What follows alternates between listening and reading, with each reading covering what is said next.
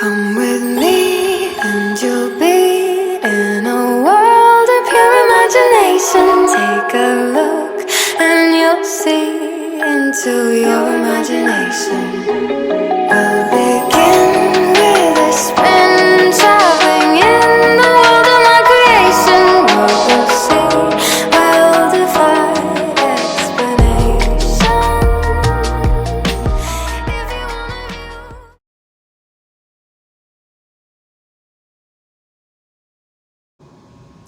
Okay guys, for this new tutorial to make the crown ring, I made this one out of brass.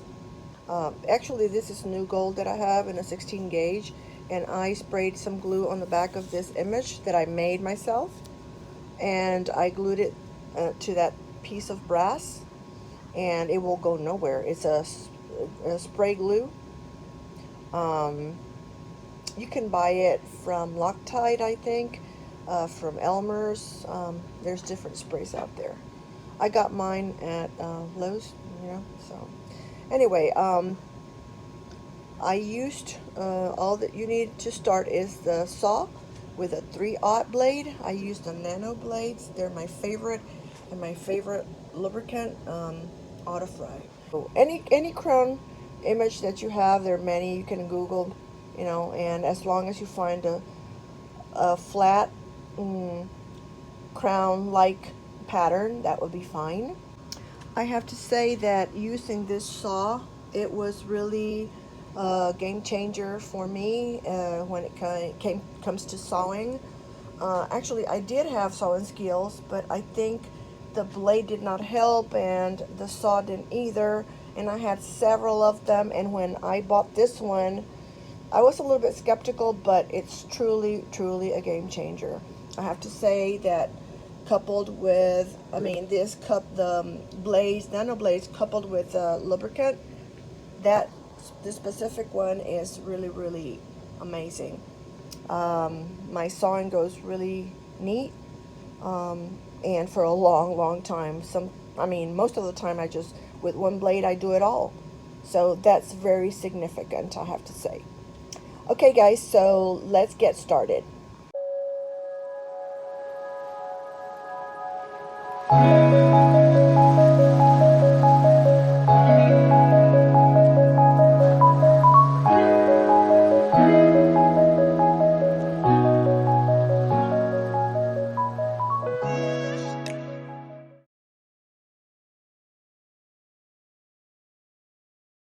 Sand that surface so it's very clean before you solder the strip of pattern wire.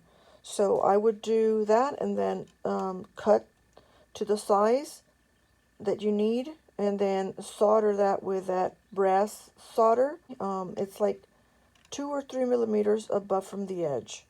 You solder that, and then after you pickle, you check for any spaces, and then you form the ring. And after you form the ring, then you add all the little balls on each point of that crown.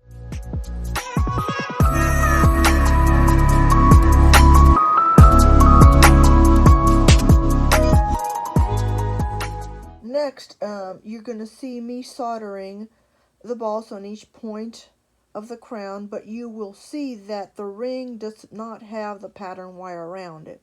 It was because I formed the ring first, and I just did not do the bezel strip. So after I soldered all the balls and pickled, I opened it again, and then I soldered the pattern wire.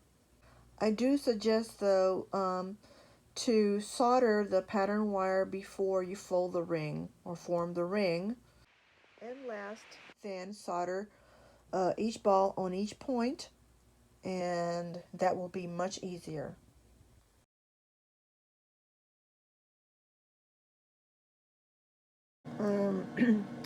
You're going to sweat solder from the bottom. The solder's already flown into that bottom strip. As you can see, I placed a little tiny ball on the top.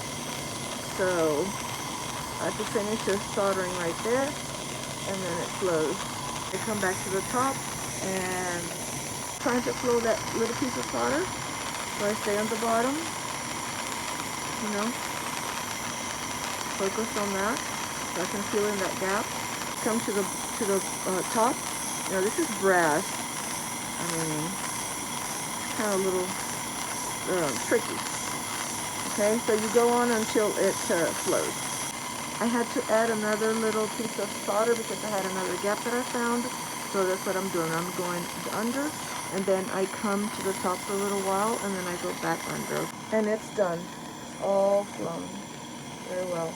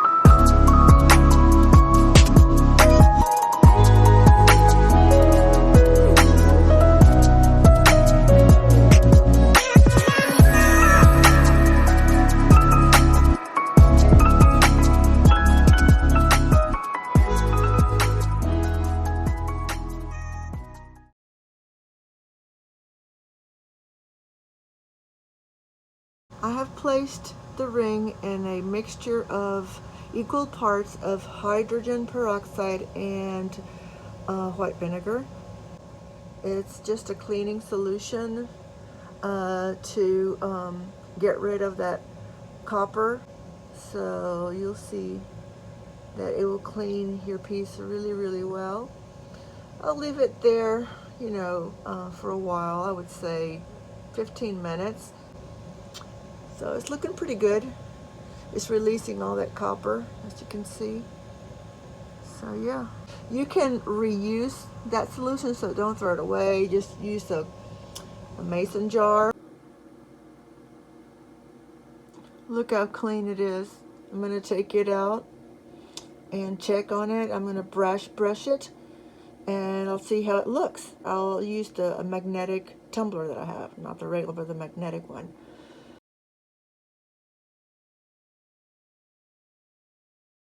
Now I'm going to put it in the magnetic tumbler, probably for an hour, and then I'll come and check it.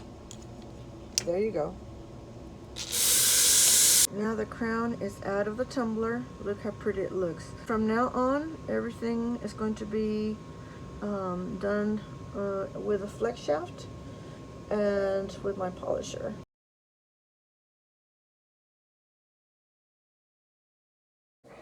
I used this polisher, or medium polisher.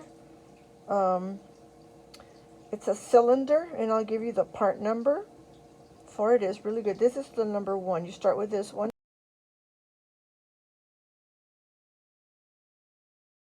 And then I moved to this Cratex Bullet in a Coarse. This is the second one. Then I moved on to this Cratex.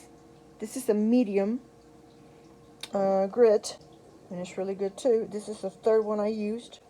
This is the polisher, which is the attachment number 4 I used for the flex shaft. It's like I said, it's an inside ring polisher, And this is one of my favorites for the final finish for the inside. I'll give you the part number for this one too.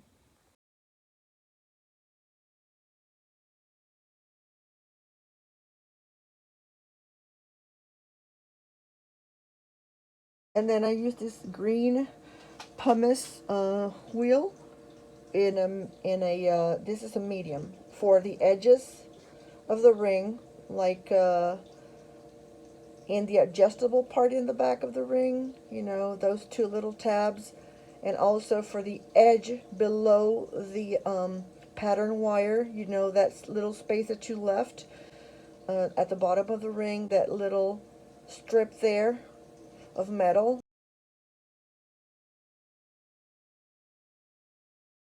This medium pumice wheel is for these, you know, edges that you see there, that they're very, very shiny. Look at look at the shine there after I polished it with that wheel. And also, you can see right here on the edges, on the edge down there, see how it really is really, really polished there.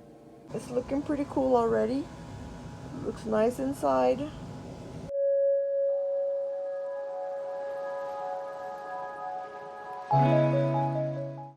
I would also suggest you to check each one of those little balls and make sure that they are smooth. Nothing is running up from them, like solder or any uneven surface on them. So you take one of those cup burrs, measure which one fits, and smooth it out on your flex shaft.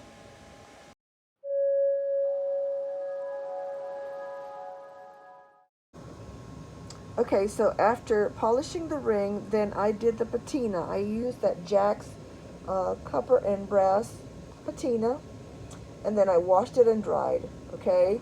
And then I went and got these super fine abrasive sanding pads. It's an assorted package from Rio Grande. It's really neat. I really like this super fine, and I cut it in little squares like this. And I will take as much patina off as I want. It just depends on how dark or how light you like it. Continue to polish a little bit more, you know, just to highlight a little bit more through that wire or the edges or the points of the crown.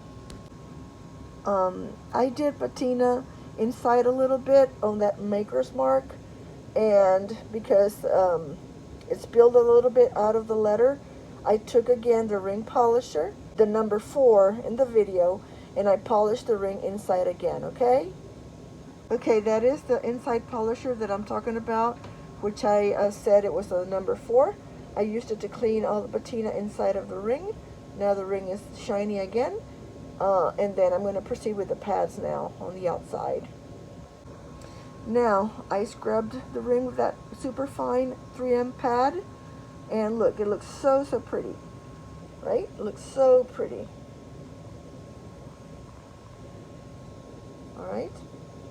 So, it's your choice. You can leave it like that if you like that. What I'll do is I'm going to finish with a little bit of polishing. I'm going to polish the points, those little balls there, and the bottom edge a little bit, and I'll show it to you.